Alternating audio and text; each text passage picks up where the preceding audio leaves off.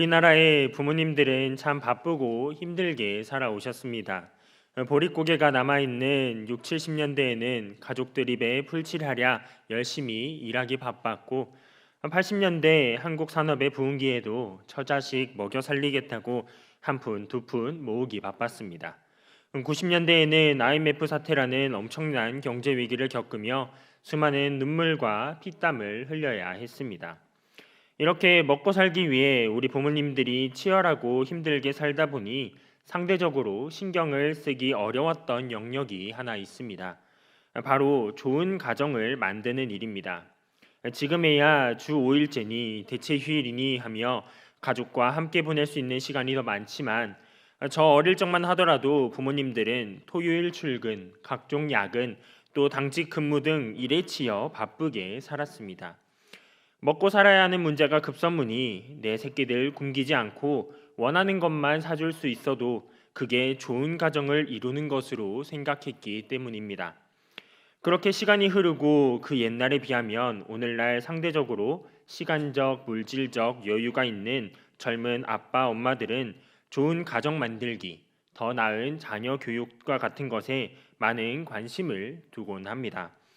일례로 금쪽 같은 내 새끼라는 자녀 교육 프로그램의 시청률이 높게 나오고 서점에는 좋은 부모 되기와 같은 코너가 따로 구성될 정도로 어떻게 하면 우리 가정을 더 좋은 가정으로 만들어갈 수 있을까에 대한 관심이 커지고 있는 것입니다. 그런 좋은 가정 만들기와 관련한 프로그램이나 책들을 보면 이를 위한 나름의 비결이나 솔루션이 등장합니다. 그리고 이런 비결들은 일반적인 가정뿐 아니라 크리스천 가정에도 대부분 동일하게 적용됩니다. 하지만 크리스천 가정은 이 세상에서 말하는 교육 방법만 가지고는 정말 좋은 가정, 더 정확하게는 하나님께 복을 받는 믿음의 가정을 세울 수는 없습니다. 그렇다면 예수님을 믿는 신자는 어떻게 해야 복된 믿음의 가정을 세울 수 있겠습니까? 오늘 본문의 모세는 신명기 말씀을 통해 가나안 땅 입성을 앞둔 이스라엘의 후손들을 향해 아주 중요한 가르침을 주고 있습니다. 그리고 그 신명기의 가장 핵심이 되는 구절이 바로 오늘 본문 말씀 6장 4절에서 5절 말씀입니다. 그렇다면 모세는 이 말씀을 통해 이스라엘 백성들에게 무엇을 가르치고자 했겠습니까? 그것은 바로 1절로 3절에 기록된 것처럼 너와 내 아들, 내 손자들, 즉 이스라엘 공동체가 하나님께 복을 받는 영적 가족으로 세워지고 나날이 장구하는 민족이 되는 방법이었습니다.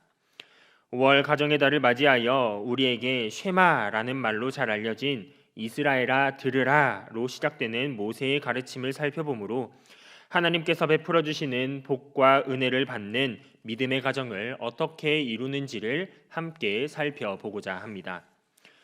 첫째로 온 가족이 유일하신 하나님만을 전심전력을 다해 사랑하고 섬길 때 복된 믿음의 가정을 이루게 됩니다. 오늘 본문 신명기 6장 4절과 5절 말씀을 합독하시겠습니다. 시작. 이스라엘아 들으라. 우리 하나님 여호와는 오직 유일한 여호와이시니 너는 마음을 다하고 뜻을 다하고 힘을 다하여 내 하나님 여호와를 사랑하라. 아멘. 하나님을 전적으로 신뢰하지 않았던 이스라엘 백성들은 그 벌로 광야에서 40년 동안을 떠돌게 됩니다. 그렇게 출애굽 1세대가 대부분 생을 다하고 이제 광야 40년 생활을 마치고 출애굽 2세대가 가나안 땅 입성을 눈앞에 두고 있을 때였습니다. 이에 이스라엘의 지도자 모세는 가나안 땅으로 나아갈 출애굽 2세대 후손들에게 다시 한번 하나님께서 하신 일들에 대해 설명하기 시작합니다. 하나님께서 행하신 출애굽 사건과 또 광야에서의 인도하심을 선포하며 너희들이 가나안 땅에 들어가더라도 오직 하나님과 그 말씀을 지켜야 한다는 유언과도 같은 설교를 했던 것입니다. 그러면서 이스라엘이라는 신앙 공동체가 계속해서 하나님께 복을 받는 영적 가족, 적과 꿀이 흐르는 땅에서 번성하는 민족이 되는 방법을 가르쳐 줍니다. 그 첫 번째 방법이 본문 4절로 5절에 기록되어 있습니다. 먼저 모세는 이스라엘아 들으라 라고 명령합니다. 모세가 지금 누구에게 말하고 있는지, 또 그 대상이 무엇을 해야 하는지에 대해 확실하게 말하고 있는 것입니다. 당연히 모세의 가르침을 들어야 하는 대상은 이스라엘 백성, 더 정확하게는 가나안 땅 입성을 앞둔 출애굽 2세대였습니다. 그렇다면 그들이 복된 영적 공동체를 이루기 위해 무엇을 해야 했겠습니까? 그들은 들어야 했습니다. 여기서 들으라, 히브리어로 쉐마라고 하는 이 표현은 길거리에서 흘러나오는 음악 소리를 듣는 것처럼 어떤 소리를 듣는 단순한 청각 활동을 의미하지는 않습니다.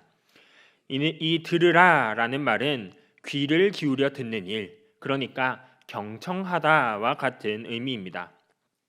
즉, 엄마 말 좀 잘 들어라 라고 했을 때 네, 잘 들었습니다 하고 가는 게 아니라 어머니의 말씀에 귀를 기울이고 정말 그 말대로 순종하고 행동하는 데까지 나아가는 것을 뜻하는 것입니다. 그렇게 모세는 이스라엘아 들으라 라고 말하므로 이스라엘 백성들아 내가 지금 하는 말을 잘 듣고 마음에 새기며 순종하고 실천해라 라고 말했던 것입니다. 그렇다면 이스라엘 백성들이 복된 영적 가족을 이루기 위해 경청하고 반드시 순종해야 하는 그 핵심 내용은 무엇이었겠습니까? 그 첫 번째 내용이 바로 우리 하나님 여호와는 오직 유일한 하나님이시다라는 것이었습니다. 우리가 가진 개역개정 성경은 우리 하나님 여호와는 오직 유일한 하나님이시다라고 번역을 해두었지만 개역 한글 성경에 오직 하나인 여호와이시다라는 표현이 원문에 더 가까운 표현입니다. 그렇게 모세는 이스라엘 백성에게 우리 하나님 여호와는 한 분이심을 나타냈던 것입니다. 사실 이 가르침은 이스라엘 백성들이 절대 잊어버려서는 안 될 너무나도 중요한 가르침이었습니다. 왜냐하면 무엇보다도 그들이 곧 가나안 땅에 들어갈 것이었기 때문입니다. 가나안 땅이 어떤 곳입니까? 이스라엘 백성들을 하나님에게서 멀어지게 할 수많은 우상들이 차고 넘치는 곳이었기 때문입니다. 모세는 이미 이스라엘 백성들이 금송아지 우상을 만들어 하나님을 진노케 했던 일을 겪었던 사람이었습니다. 그렇기에 이스라엘 백성들이 가나안 땅으로 들어가면 발과 아세라와 같은 우상들에게 마음을 빼앗길 수도 있다는 사실을 알았을 것입니다. 그랬기에 가장 먼저 우리 하나님 여호와만이 유일신이시다, 다른 우상들은 신이 아니다라는 사실을 강조했던 것입니다. 이는 이스라엘 백성들의 근간이 되는 가르침이었습니다. 이스라엘은 하나님으로부터 시작되어 하나님과 맺은 그 언약에 따라 생사를 이어가는 백성이었습니다. 그리고 이제 그들의 힘으로 차지할 땅이 아니라 하나님께서 주실 가나안 땅으로 나아갈 것이었기 때문에 그들에게서 하나님이 없어지면 절대 안 되었습니다. 아니, 이스라엘 백성들에게는 오직 하나님만, 다른 우상들 아니고 유일신 하나님만 있어야 그들이 이스라엘 백성으로 생존하고 더 나아가 하나님의 복을 받아 누리는 영적 가족을 이룰 수 있었습니다. 그렇기 때문에 우리 하나님 여호와는 오직 하나인 여호와이시다라는 이 가르침이 그토록 중요했던 것입니다. 그리고 이제 모세는 이스라엘 백성들이 복된 영적 공동체를 이루기 위한 두 번째 핵심 내용을 알려주는데 그것은 바로 내 하나님 여호와를 사랑하라라는 것이었습니다. 본문 5절에서 사용된 사랑하다라는 표현은 그저 남녀가 만나 사랑하는 감정을 느끼는 정도의 것은 아닙니다. 이는 감정적 측면을 뛰어넘어 사랑이라는 감정에 동반되는 구체적인 행동까지 포함하는 실천적 의미의 사랑을 뜻합니다. 즉, 내 하나님 여호와를 사랑하라 라는 권면은 하나님을 사랑하는 감정을 가져라 라는 것이 아니라 그 이상으로 하나님을 사랑하고 이를 나타내어라 라는 가르침입니다. 그렇다면 이 이스라엘 백성들이 어느 정도로 하나님을 사랑하고 또 이를 나타내어야 했겠습니까? 그것은 바로 마음과 뜻과 힘을 다해 하나님을 사랑하는 일이었습니다.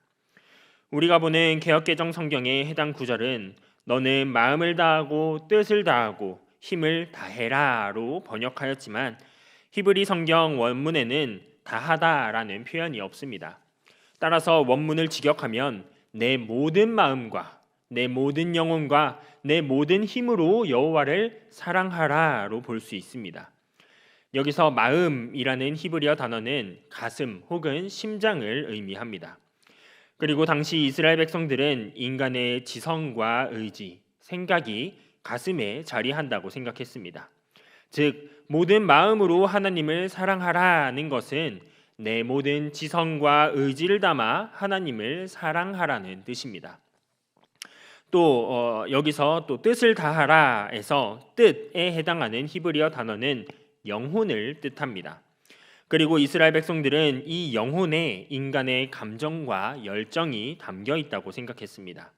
즉 모든 뜻으로 하나님을 사랑하라라는 것은 내 모든 감정과 열정을 다해 하나님을 사랑하라는 의미입니다. 그리고 끝으로 힘이라는 히브리어 단어는 물리적인 힘뿐 아니라 능력을 뜻하는 단어로 모든 힘으로 하나님을 사랑하라라는 것은 내가 가진 모든 능력, 내 육체와 내 모든 자원을 동원하여 하나님을 사랑하라라는 것을 뜻합니다. 이를 정리하면 모세는 이스라엘 백성들에게 내 모든 지성과 의지, 내 모든 감정과 열정, 내 모든 능력을 총동원하여 하나님을 사랑하라라고 가르쳤던 것입니다. 즉 유일하신 하나님만을 전심전력을 다해 사랑하고 섬기는 일이야말로 이스라엘 백성들이 하나님의 복된 영적 가족을 이루는 핵심 과제였던 것입니다. 저는 최근 우리 교회 성도님의 한 기업에 신방을 갔었습니다.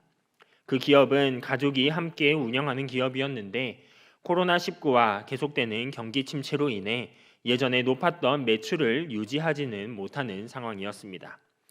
그런데 사실 저는 그런 이야기를 듣기 전까지는 그 가정과 기업에 나름의 어려움이 있다는 사실을 몰랐었습니다. 왜냐하면 그 성도님과 자녀들, 며느리들까지도 각기 교회에서 맡긴 대여섯 개에 달하는 직분도 열심히 감당하시고 또 교회를 위한 일이라면 늘 최선을 다해 동참하시며 그 손주들 역시 모범적인 주일학교 학생이었기 때문이었습니다. 온 가정이 바쁘고 힘든 와중에도 돈과 내 시간이라는 우상에 타협하지 않고 오직 하나님만을 섬겼던 것입니다. 저는 온 가족이 하나님만을 사랑하는 그 성도님의 가정을 보며 참으로 멋진 신앙의 가정이다. 정말 복된 믿음의 가정이다 라고 생각했었습니다. 하물며 이 천하디천한 제가 보기에도 온 마음과 힘을 다해 유일하신 하나님만을 섬기는 이 가정이 너무나도 멋지고 아름답게 보이는데 하나님 보시기에는 어떻겠습니까? 하나님께서도 이 가정에 더 큰 은혜와 복을 더해 주시리라 저는 확신합니다. 경영의 모든 가정이 이 성도님의 가정과 같은 믿음의 가정이면 참 좋겠지만 그러지 못한 경우도 더러 있을 것입니다. 유일하신 하나님만을 섬겨야 할 신앙의 가정에서 겉으로는 하나님만을 섬기겠다고 하고서는 당장의 삶과의 문제에 부닥치면 돈, 명예, 출세 등 세상 사람들이 따르는 우상들을 쫓아가는 것입니다.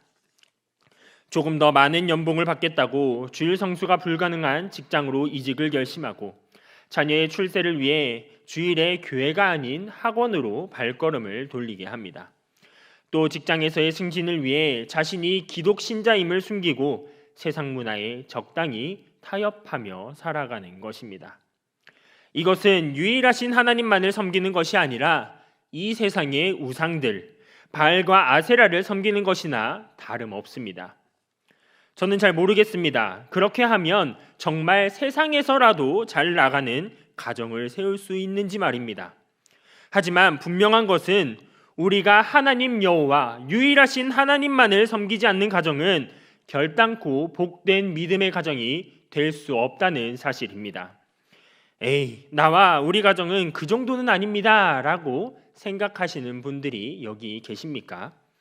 그렇다면 한 가지를 더 물어보겠습니다. 여러분과 여러분의 가정은 마음과 뜻과 힘을 다해 하나님 여호와를 사랑하고 계십니까? 정말 내가 가진 모든 것을 다해 하나님을 사랑하고 또 그 사랑을 실천하고 계십니까? 이 질문에 당당하게 네, 그렇습니다 라고 대답할 수 있는 성도님들이 많았으면 좋겠습니다. 혹여나 이 질문에 나 자신을 돌아봐야 하는 저를 비롯한 몇몇 성도님들이 계신다면 회개하시기 바랍니다. 그리고 내 전심전력을 다하여 하나님을 사랑하겠노라 다시금 다짐하시기 바랍니다. 예수님께서도 말씀하지 않으십니까? 마가복음 12장 30절 내 마음을 다하고 목숨을 다하고 뜻을 다하고 힘을 다하여 주 너의 하나님을 사랑하라. 이것이 모든 계명 중에 첫째라고 말입니다. 유일하신 하나님만을 온 마음과 뜻과 힘을 다해 사랑하고 섬기는 일이야말로 우리 가정을 복된 믿음의 가정으로 세우는 유일한 방법이심을 꼭 기억하시기 바랍니다. 계속되는 우상들의 유혹 속에서도 오직 나와 내 집은 여호와만을 섬기겠노라 라고 당당하게 선포하며 내 전심전력을 다해 하나님만을 사랑하고 섬김으로 우리 가정을 하나님이 보시기에 아름다운 가정, 복된 믿음의 가정으로 든든히 세워나가시는 경양의 모든 성도님들 되시기를 간절히 소망합니다. 둘째로, 부모가 모범을 보이고 자녀에게 성경 말씀을 부지런히 가르칠 때 복된 믿음의 가정을 유지하게 됩니다. 다 같이 본문 6절로 9절 말씀을 합독하시겠습니다. 시작. 오늘 내가 내게 명하는 이 말씀을 너는 마음에 새기고 내 자녀에게 부지런히 가르치며 집에 앉았을 때에든지 길을 갈 때에든지 누워 있을 때에든지 일어날 때에든지 이 말씀을 강론할 것이며 너는 또 그것을 내 손목에 메어 기호를 삼으며 내 미간에 붙여 표로 삼고 또 내 집 문설주와 바깥문에 기록할지니라. 아멘. 모세는 이스라엘 백성들에게 하나님께 복을 받는 영적 가족을 이루는 방법을 가르쳐주고 있습니다. 하지만 이 가르침은 현재 살아있는 이스라엘 백성, 그러니까 곧 가나안 땅에 들어갈 출애굽 2세대에게만 적용되는 가르침은 아니었습니다. 이 가르침은 미래의 후손들까지 포함하는 교훈입니다. 그렇게 모세는 이스라엘, 너희가 복된 영적 공동체로 세워지려면 오늘 내게 명하는 이 말씀을 먼저 너가 마음에 새기고 이어서 내 자녀들에게도 가르쳐라 라고 권면했던 것입니다. 그 가르침의 첫 번째 대상은 바로 지금 이 말씀을 듣고 있는 부모 세대의 이스라엘 백성들이었습니다. 모세는 그들을 향해 이 말씀을 너는 마음에 새기라 라고 말합니다. 6절의 마음이라는 표현은 본문 5절에서 사용된 마음과 같은 단어로 이 마음은 이성적 사고와 지성을 담당하는 곳이었습니다. 즉, 이 말씀을 마음에 새기라는 표현은 적당히 마음속 어딘가에 잘 간직하라는 뜻이 아니라 자신에게서 그 말씀이 떠나지 않도록 끊임없이 기억하고 생각하라는 말입니다. 따라서 모세는 이스라엘의 부모 세대가 자기 자녀들을 가르치기 전에 본인이 먼저 모범을 보여 하나님의 말씀과 계명을 잘 기억하라고 권면했던 것입니다. 부모 세대에 대한 권면을 마친 모세는 믿음의 공동체를 세우기 위한 가르침의 대상, 그 두 번째, 자녀 세대를 위한 권면을 이어갑니다. 먼저 모세는 내 자녀에게 부지런히 가르치라 라고 합니다. 여기서 가르치다 라는 표현의 히브리어 단어는 새기다, 심어주다 라는 의미를 지니고 있습니다. 즉, 하나님의 계명을 자녀에게 가르치되 마치 돌로 새긴 글씨가 쉽게 지워지지 않듯이 하나님의 말씀을 항상 기억할 수 있도록 자녀에게 새겨 가르쳐라 라고 말하고 있는 것입니다. 이제 모세는 하나님의 말씀을 자녀에게 가르치는 그 방법에 관해 설명하기 시작합니다. 그것은 바로 집에 앉았을 때에든지 길을 갈 때에든지 누워 있을 때에든지 일어날 때에든지 이 말씀을 강론하라 라는 것이었습니다. 이 말씀을 잘 보면 때와 장소에 대한 상반된 개념이 등장하고 있음을 알 수 있습니다. 먼저 교육의 장소로서 집과 길이 대조가 됩니다. 특별한 자녀 교육 시설이 없었던 광야 시대의 이스라엘 백성들에게 있어 일견 집이란 자녀 교육이 이루어지는 공식적인 교육 장소였습니다. 그리고 이에 반해 길은 무언가를 교육하기 위한 장소는 아닙니다. 하지만 모세는 공식적인 교육 장소인 집에서뿐 아니라 길에서까지 하나님의 계명을 가르치기를 쉬지 말아라 라고 권면합니다. 또한 모세는 교육을 하는 시간으로 누워있을 때와 일어날 때를 대조합니다.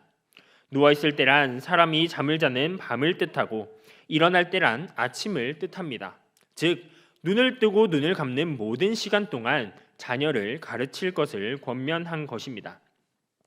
이처럼 모세는 부모 세대가 때와 장소를 가리지 말고 자녀들을 반복해서 가르치는 것만이 이스라엘의 후손들이 계속해서 복된 믿음의 공동체로 유지되는 유일한 방법임을 가르쳐 준 것입니다. 이제 끝으로 모세는 이스라엘만의 특별한 교육 방법 하나를 제시합니다. 그것은 바로 하나님의 말씀을 손목에 메고 미간에 붙이고 문설주와 바깥문에 붙이는 자녀 교육 방법이었습니다. 하나님의 말씀을 손목에 메고 이마에 붙이라는 이 말씀은 이스라엘의 후손들이 언약 공동체의 일원임을 항상 기억하고 언제 어디서든지 하나님의 말씀과 함께 하도록 하는 실물 교보제였습니다. 또한 하나님의 말씀을 문설주와 바깥문에 붙여놓는 것 역시 문을 드나들면서 하나님의 말씀을 기억하고 이를 마음판에 새기도록 하는 특별한 교육 방법이었습니다. 즉 이런 이스라엘 백성만의 특별한 교육 방법은 이스라엘의 후손들이 언제 어디서든지 하나님의 말씀을 보고 배우며 또 그 말씀과 함께 살아가게 하므로 그들로 하여금 하나님 안에서의 영적 가족을 유지토록 하는 비결이었던 것입니다. 정리하면 모세는 이스라엘 백성, 그 부모 세대들이 먼저 하나님의 말씀을 마음에 새기고 또 그 말씀을 후손들에게 끊임없이 가르쳐야만 이스라엘이라는 영적 공동체가 유지될 수 있음을 알려준 것입니다. 2019년 제가 SFC를 담당할 때 리더 성경 공부라는 것을 시작했습니다. 이 리더 성경 공부는 SFC 위원과 학원장들을 교육하기 위한 심화 교육 프로그램으로 기획이 되었습니다. 그리고 이 모임에서는 기독교 국가관, 기독교 물질관과 같은 기독교 세계관을 주제로 성경 공부를 진행했습니다. 그러던 중 갑자기 리더 성경 공부의 주제를 성경 교육으로 바꾸게 됩니다. 그 이유는 이러했습니다. 한창 기독교 세계관을 주제로 강의를 하던 중 저는 그 자리에 있던 한 운동원에게 아브라함의 아들이 누구냐라는 질문을 했었습니다. 그런데 그 운동원이 다윗이라고 대답하는 게 아니겠습니까? 그리고 또 다른 운동원에게 동일한 질문을 던졌지만 그 운동원마저도 대답을 하지 못했습니다. 당시 저는 너무나도 당혹스러웠습니다. 나름대로 신앙생활을 잘 한다고 해서 SFC 위원으로까지 세워진 운동원들이 성경을 몰라도 너무 몰랐기 때문입니다. 이 충격적인 사실을 알고 나니 당장에 국가관, 물질관을 가르칠 게 아니라 성경을 가르쳐야겠다라고 생각을 했고 그 이후로는 성경을 주제로 한 성경 공부를 진행했던 것입니다. 지금 이 시간 예배를 드리고 있는 성도님 여러분, 내 자녀는 그렇지 않겠지라고 생각하십니까? 확신하실 수 있으시겠습니까? 집으로 돌아가시거든 내 자녀가 하나님 말씀을 얼마나 알고 이를 기억하며 살아가고 있는지 한번 확인해 보시기 바랍니다. 안타까운 말이지만 아브라함의 아들이 이삭이고 다윗의 아들이 솔로몬이라는 사실을 내 자녀가 똑바로 대답한다면 그나마 성경을 많이 아는 아이일 것입니다. 단언컨대 100명의 아이 중 5명도 하나님께서 주신 10계명을 제대로 다 말하지 못할 것입니다. 자기 자녀의 학업과 진학을 위한 수학, 영어와 같은 교육에는 치맛바람까지 날려가면서 학원에 데려다주고 데리고 오고 그토록 애까지 써가면서 우리가 믿는 하나님, 우리를 구원해 주신 예수님에 대해서는 내 자녀가 제대로 알고 있는지 왜 관심을 가지지 않으시는 것입니까? 왜 성경을 가르쳐 주지 않으시는 것입니까? 신앙교육은 교회에서 담당 교역자가 하는 것으로 충분하다고 생각하십니까? 천만의 말씀입니다. 하나님은 이스라엘 백성들에게 내 자녀들의 신앙교육을 제사장한테 보내서 배우게 하라라고 말씀하지 않으셨습니다. 이 말씀을 너는 마음에 새기고 내 자녀에게 부지런히 가르치라라고 말씀하십니다. 자녀에 대한 신앙교육 부모님들께서 직접 하셔야 합니다. 하나님에 대해 가르치고 성경을 가르쳐야 합니다. 그래야만 여러분의 가정이 올바른 믿음의 가정으로 세워지고 유지될 수 있습니다. 당연히 그러기 위해서는 우리 부모님들부터가 먼저 하나님의 말씀을 읽고 그 말씀을 밝히 알아야 합니다. 그리고 읽고 보고 들은 것을 자녀들에게 부지런히 가르쳐야 합니다. 비록 자녀가 장성하여 독립하였다고 하더라도 자녀가 사춘기에 접어들어 부모의 말을 도무지 들으려 하지 않다고 할지라도 예외가 될 수는 없습니다. 내가 그토록 아끼는 우리 가족이 하나님의 복된 믿음의 가정으로 든든하게 세워지기 위해서는 반드시 자녀에게 하나님의 말씀을 교육해야 합니다. 너는 유일하신 여호와 하나님만을 사랑하고 섬겨야 한다. 하나님 말씀을 반드시 지켜야 한다라고 부모님들께서 자녀들에게 반드시 확실하게 가르쳐야 합니다. 그 길만이 여러분의 가정이 온전한 신앙 공동체로 존립하는 방법이기 때문입니다. 기름 한 방울 나지 않는 나라, 50년 전만 하더라도 보릿고개가 있었던 우리나라가 G20 경제대국으로 성장할 수 있었던 이유가 무엇이었겠습니까? 바로 교육입니다. 끊임없이 가르치고 배웠기 때문에 현재 우리나라가 굴지의 다른 여러 국가들과 어깨를 나란히 하는 국가로 서 있을 수 있는 것입니다. 마찬가지입니다. 우리의 가정이 하나님께 복을 받는 믿음의 가정으로 세워지고 이를 유지하는 방법은 우리 자녀들에게 하나님의 말씀을 부지런히 가르치는 것입니다. 내 자녀가 장성했든 연소하든 상관없이 때와 장소를 가리지 말고 꾸준히 하나님의 말씀을 가르치시기 바랍니다. 그리할 때 경양의 성도님들의 각자의 가정이 복된 믿음의 가정, 하나님 보시기에 아름다운 가정으로 든든히 세워져 갈 것입니다. 부모가 먼저 본이 되어 하나님의 말씀을 기억하고 이를 부지런히 자녀에게 가르치는 것만이 믿음의 가정, 온전한 신앙 공동체를 계속 이어가는 방법임을 깨닫고 온 마음과 힘을 다해 이를 실천하는 경양의 모든 성도님들 되시기를 간절히 바랍니다. 사랑하는 성도 여러분, 그리고 오늘 헌신을 다짐하는 제11 청년회 회원 여러분, 저는 결혼을 한 지 이제 햇수로 만 3년이 지났습니다. 꽤 오랜 시간 자녀 없이 신혼생활을 보낸 것입니다. 그러다 보니 올해 유독 많은 성도님들에게 받는 공통된 질문이 하나 생겼는데 바로 이세 소식은 없습니까? 라는 질문입니다. 제 부모님도 작년까지는 이세와 관련해서는 아무런 말씀이 없으시다가 올해 대뜸 아이는 언제 낳을 생각이니? 라고 물어보시는 게 아니겠습니까? 아마도 슬슬 궁금하시기도 하시고 또 한편으로는 조급하셨던 것 같습니다. 물론 저도 올해에는 아이가 꼭 생겼으면 좋겠다고 생각한 터라 올해에는 가져야죠 라고 대답했습니다. 그런데 막상 제 입에서 올해 아이를 가지겠다라는 말을 하고 나니 약간의 걱정도 되고 부담도 되기 시작했습니다. 건강한 아이를 가질 수 있을지, 또 그 아이가 정말 믿음의 자녀로 자랄지, 저부터가 믿음의 가장이 돼야 하는데와 같은 것들이었습니다.